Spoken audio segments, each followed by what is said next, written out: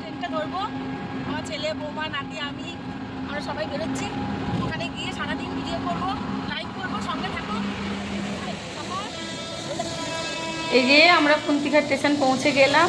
স্টেশনে এলাম, আমার নাতিরও ঘুমটা ভেঙে গেল। ঘুম থেকে তাকিয়ে দেখছে স্টেশনে আমরা ফাঁকা জায়গায় আছি, তো খুব খুশি হয়েছে। দিয়ে ট্রেন ঢুকে গেল, আমরা লেডিসে সব উঠে পড়েছি। আর আমার ছেলে পাশের কামরায় রয়েছে। তো লেডিসে প্রচুর ভিড়, দেখো তোমরা। আমি বলছি যে এত ভিড় লেডিসে। তো এবার অন্য জায়গায় মানে মায়াপুরে যখন পৌঁছাবো সেখানে কেমন ভিড় হবে। তো আমরা নবদ্বীপে নামিনি, ওখান থেকে আমরা বিষ্ণুপ্রিয়ায় নেমে গেলাম। নবদ্বীপ স্টেশনে হাফ মানুষ নেমে গেছে, হাফ মানুষ মনে হয় বিষ্ণুপ্রিয়ায় নেমেছে। ট্রেন পুরো ফাঁকা, কাটোয়া যাচ্ছে, এত ভিড়। স্টেশনে নেমে আমি বলছি এত ভিড়ের মধ্যে বাচ্চাটাকে নিয়ে এলাম গরমে, এসে মানে খুব কষ্ট হচ্ছে। আর কষ্ট হবে এরম ভাবলাম একটা কিছু, যে এতটা গরম আর রোদ্দুর, এত মানুষের ভিড়। তো ওখান থেকে যাই হোক ভাবতে ভাবতে আমরা টোটো পাইনি, তো আমরা টুকটুক করে হাঁটছিলাম।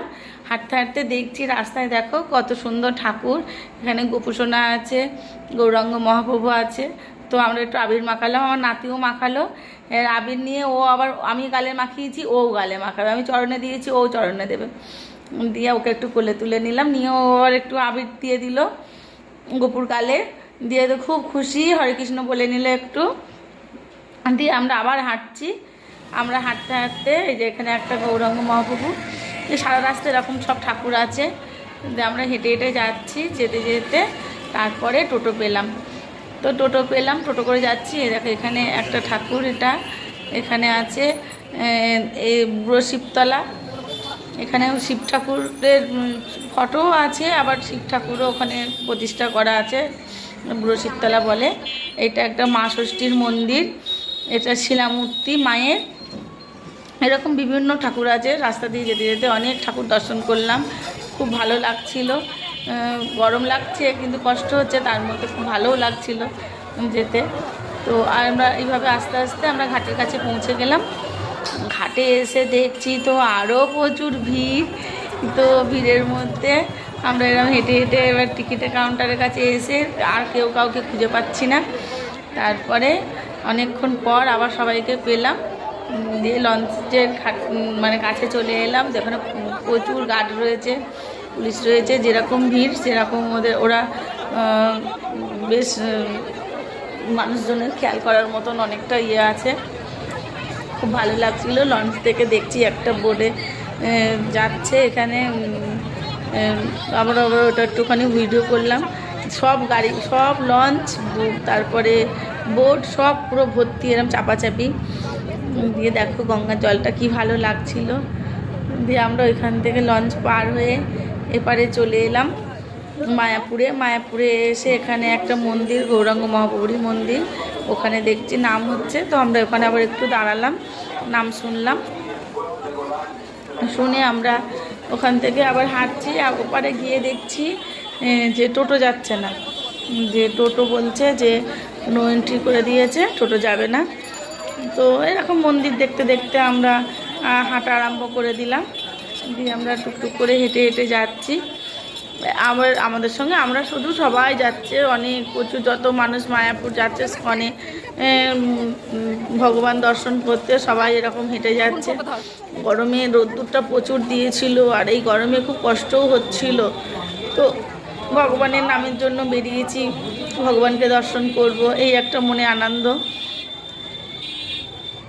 দিয়ে আমার নাতিকে জামাটা চেঞ্জ করে ওর একটা হালকা জামা পরিয়ে নিলাম, যে না গরমে কষ্ট হচ্ছে, ভালো হলো। দিয়ে ওরকমভাবে আমরা সব হাঁটতে হাঁটতে গেলাম। এই দেখো এখানে একটা গৌরাঙ্গ মহাপ্রভুর মন্দির, অনেক মন্দির আছে। আমরা তো বাসে অটোতে বেশিরভাগই যাতায়াত হয় মায়াপুরে গেলে, কিন্তু এখন যেহেতু একটা উৎসবের টাইম, ওই জন্য নো এন্ট্রি করে দিয়েছে। তো বাস অটো টোটো যেতে পারিনি বলে হেঁটেই যাচ্ছি, হেঁটে যাচ্ছি বলে মন্দিরগুলো ভালোভাবে দর্শন করতে পারলাম। তো এইগুলো পুরোপুরি বাসে গেলে, টোটোয় গেলে কি হয়, দূর থেকে একটু দেখে নিলাম, হয়ে গেল, ভালো মতন দেখা হয় না। আরও যদি সময় থাকতো তাহলে এই মন্দিরগুলোর ভিতরে গিয়েও আমরা আরও ঘুরে ঘুরে তোমাদের দেখাতে পারতাম, নিজেও দর্শন দেখতে পারতাম। তা অতটা হয়নি, যেতে যেতেই এই পর্যন্ত দেখেছি। দিয়ে দেখে এইভাবে যাচ্ছি, যেতে যেতে মায়াপুরের প্রায় কাছাকাছি চলে এসেছি আমরা। তো মায়াপুরের যখন ইসকনের মঠটা একটু দেখতে পাচ্ছিলাম, তখন মনটা খুব ভালো লাগছিল যে এতটা হেঁটে হেঁটে এসেছি, এসে এবার মায়াপুরের মঠের দর্শন করতে পেরেছি। চারি সাইড দিয়ে দোকান, আর পুরো ঘাট থেকে পুরো দোকান করে দিয়েছে।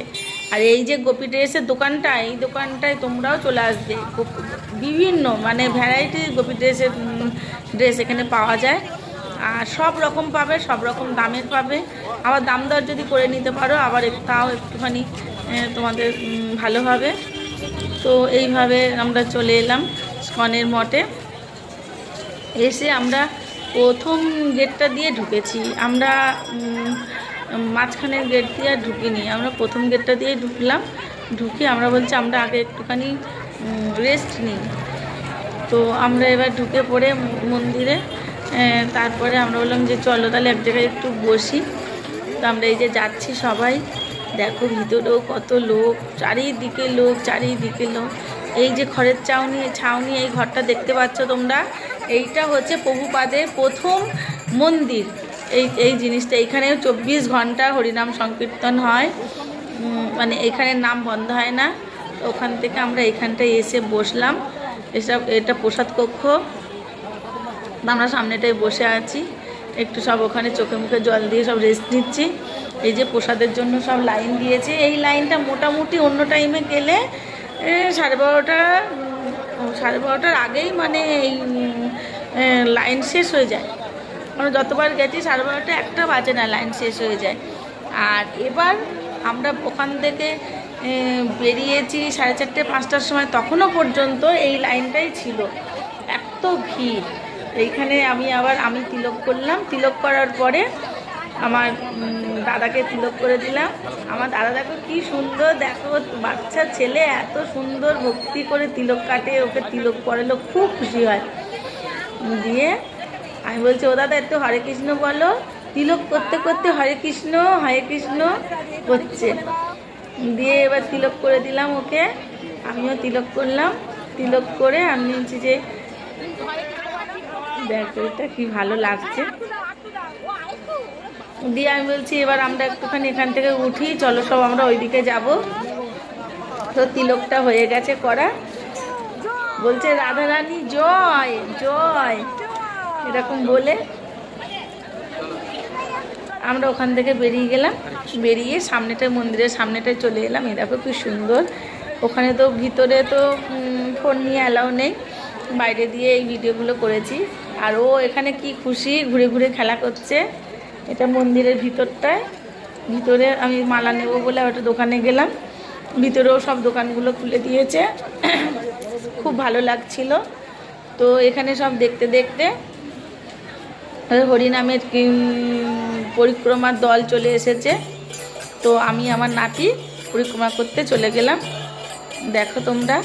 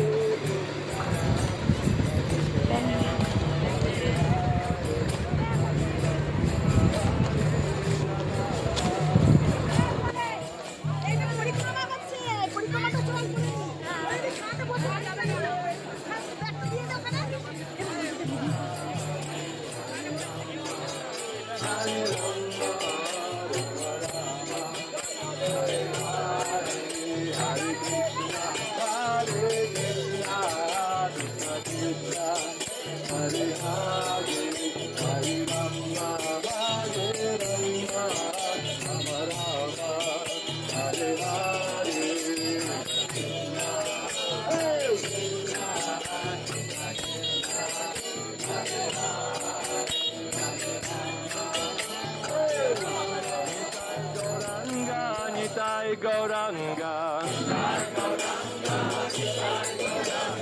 Nitai Gauranga Jaya, Nitai Gauranga, Nitai Nitai Nitai Nitai Nitai Nitai Gauranga জয় সচ্চিদানন্দ জয় সচ্চিদানন্দ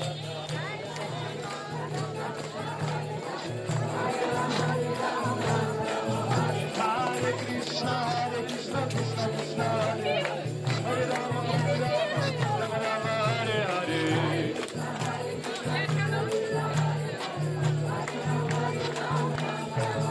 Hare Krishna Krishna Krishna Hare Hare Rama Hare Rama Jaya Satchinandana Gaura Hare Jaya Satchinandana Gaura Hare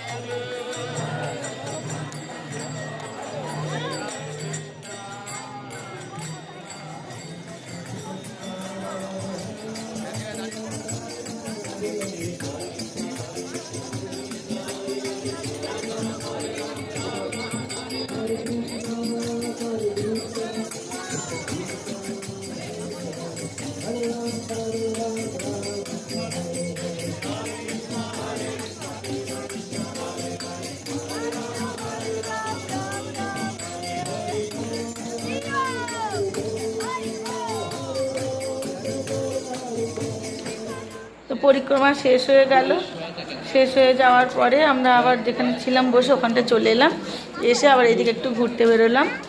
দেখো এখানটা কি সুন্দর, এটা একটা জায়গায় মানে পদ্ম রেখে দিয়েছে, ভালো লাগছে। তো চারিদিকে ভিড়, প্রচুর লোক হয়েছে, প্রচুর লোক। আর রোদ্দুরও যেমন দিয়েছে তেমন গরম, আর চারিদিকে মানুষের ভিড়ে।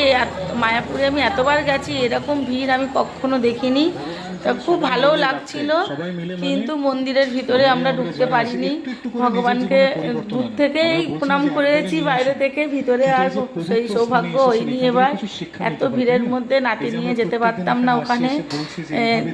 এই বাইরে দিয়েই সব পরিক্রমা করে ঘুরে ঠাকুরের নাম শুনেছি।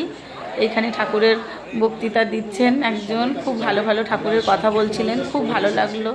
তো আজকের ভিডিওটা এই পর্যন্ত। তো আজকে মায়াপুর ভ্রমণ করলাম, তো দেখে তোমাদের কেমন লাগছে অবশ্যই আমাকে কমেন্ট করো, জানিও। তোমাদের জানানোর অপেক্ষায় আমি থাকলাম। তার সাথে একটা লাইক সাবস্ক্রাইবও করে দিও। আর কোনটা ঠিক হচ্ছে ভুল হচ্ছে আমি সবসময় বলছি, যেহেতু আমার নতুন চ্যানেল আমি বুঝতে পারছি না, তো তোমরা আমাকে একটু সহযোগিতা করো, আমি যেন ভুলটা ঠিক করে নিয়ে তোমাদের সঙ্গে এগোতে পারি। এই পর্যন্ত আজকের ভিডিও, তোমরা দেখতে থাকো। আমরা ওখান থেকে এই মায়াপুরের ওই জায়গা থেকে এবার আমরা বেরোলাম। এবার মায়াপুরের যে আমরা এবার বাড়ির জন্য রওনা দিলাম। তো বাড়ির দিকে আসছি, আসার সময় তো সেই হেঁটেই আসতে হবে। আমি বললাম তখন 4:30 5টা বেজেই গেছে। আমি বলি চলো আর দেরি না, কেন ট্রেনে অনেকটা ভিড় হবে, সন্ধ্যের পরে ট্রেনে উঠতে পারবো না বাচ্চা নিয়ে। ওই জন্য আমরা সকাল সকাল বেরিয়ে পড়লাম। এখন লঞ্চে এসে আমি বলছি মুখগুলো সব দেখা, একটু দেখি তোদের একটা ভিডিও করি, কেমন লাগছে। সব মুখ চোখ শুকিয়ে গেছে, সব একরকম হয়ে গেছে মুখের অবস্থা। তাহলে যাওয়ার সময় গেলাম একরকম, আসার সময় একরকম আসছি। তো আমরা সব এরকম লঞ্চ থেকে একটা সবার মুখটা একটু দেখিয়ে নিলাম, দেখো অবস্থাখানা কী হয়েছে সব। ওইখান থেকে আমরা এবার লঞ্চ পার হয়ে আবার এপারে চলে এলাম।